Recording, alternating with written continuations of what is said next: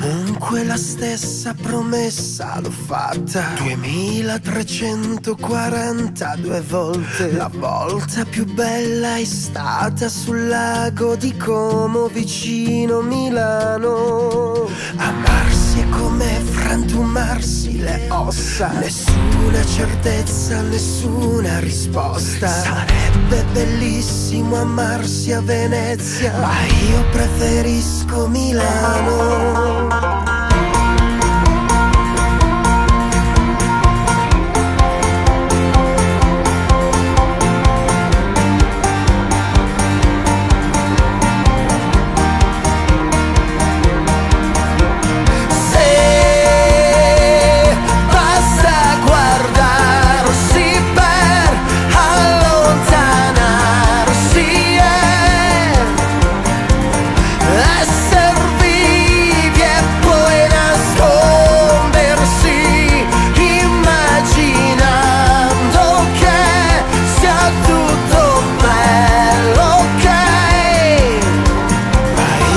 Preferisco Milano.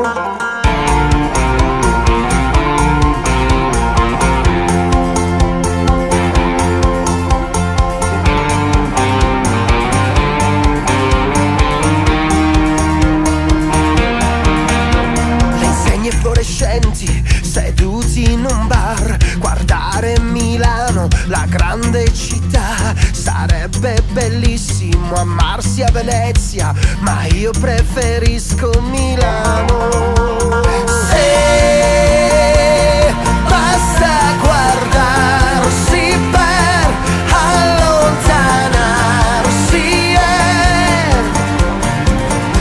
esser vivi e poi nascondersi, immaginando che sia tutto bello, ok?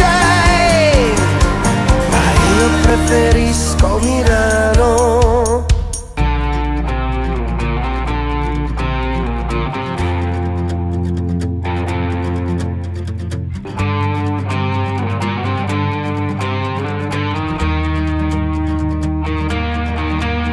Ma io preferisco, ma io preferisco, ma io preferisco, ma io preferisco Milano.